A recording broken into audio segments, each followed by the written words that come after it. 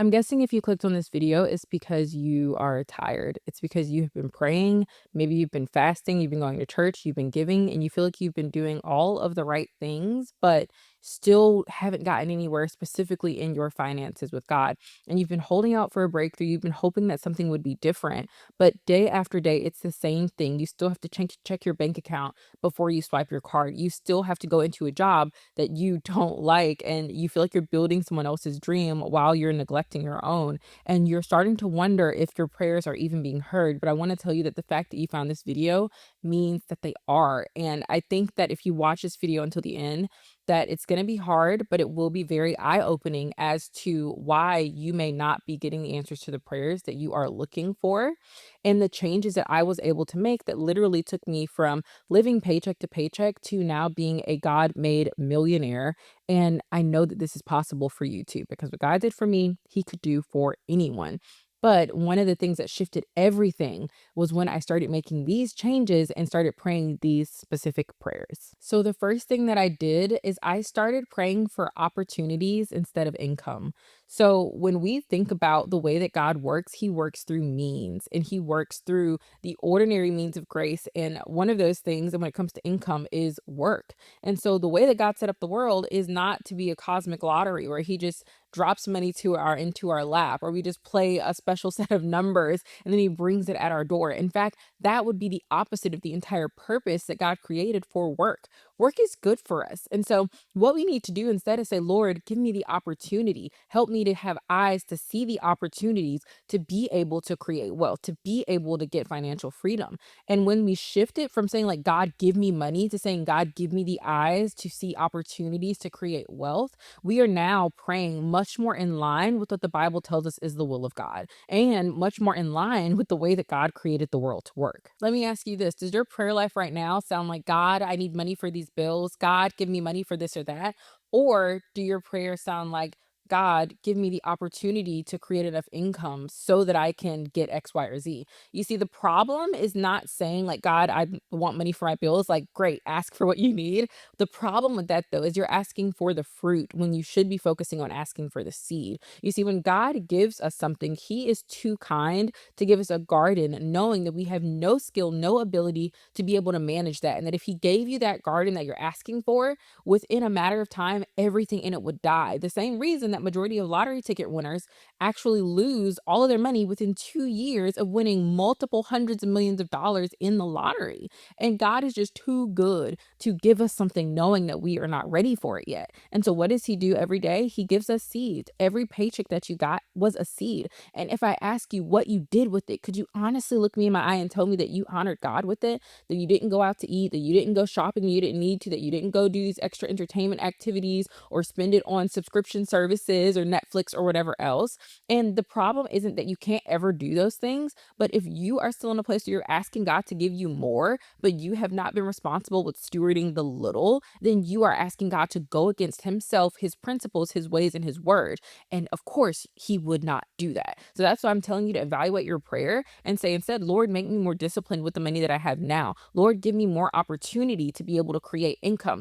Because as he gives you that seed and you start to water it and make it grow, now you are learning the skills that you need to be the type of woman who can walk in preparation of that garden. And you get another seed, and now that one's growing too. And then before you know it, you look up a year from now and you have this flourishing garden, and you have the ability to actually take care of it and steward it in a way that you can not only keep it for you, but you can make it last for generations to come and pack and pass down the knowledge and skills that you were able to acquire through having to tend your own garden. So God is not doing it to be mean to us. He is doing it because he knows what's best for us. Remember, God doesn't give us wealth. He gives us the opportunity to create it. The second prayer that I prayed and change that I made is I stopped simply praying for clarity and I started praying for courage, because I realized that a lot of people pray very clearly for clarity. I get a lot of people who think about joining my program or course that I have, and they say, I need to pray. I'm praying and asking the Lord for clarity, and should do continue that. The problem is, for most people, it's not an issue of clarity. For most people, you don't need more information. You don't need more research. You don't need to read another book. You need to look up another website. You just need to do it. You just need to actually get out there and start putting putting action to the things that you say that you want to do.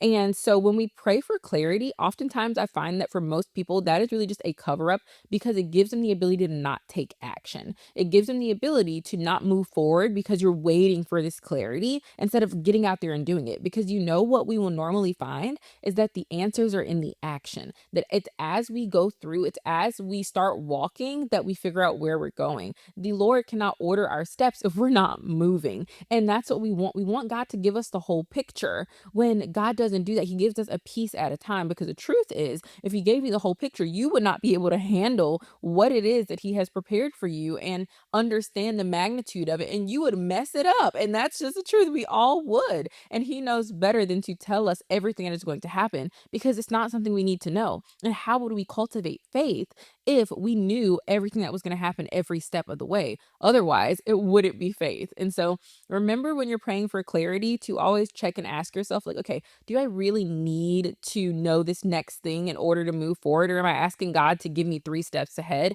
and he's saying, just trust me with step 1?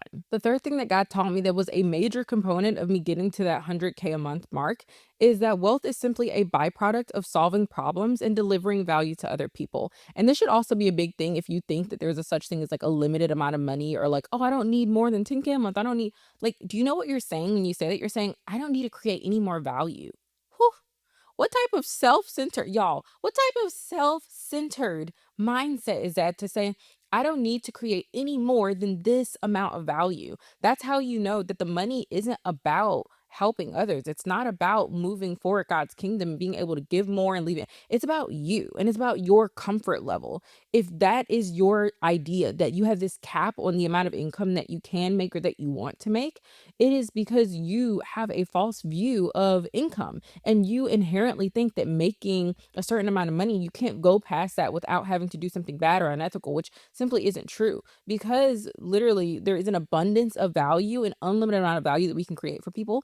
Therefore, there is an unlimited amount of money that we can make, because all that money is a physical representation of the value that we create for other people. The more value that you create, the more money you make. That's it. So we as Christians should be the wealthiest people out here, because we should be having the largest amounts of value creation, and doing it is unto the glory of the Lord. And so when I stopped focusing on my income and started focusing on the impact, and just how can I impact more lives? How can I help more people? What video can I make that's going to resonate with people and really give them what they need? God, like, help me to see with your eyes, like, what your people need and what they're missing when it comes to these topics that you have blessed me to be able to talk about. What products can I create that are going to meet their needs? Like, when I started thinking like that, that's when everything really started blowing up and my content started doing well very consistently, because I wasn't self-centered in my thinking. I wasn't just thinking, okay, what video can I make that's going to get me the most money? How can I get the most views? I was thinking, how can I help the most people? And that results in the views, that results in the income.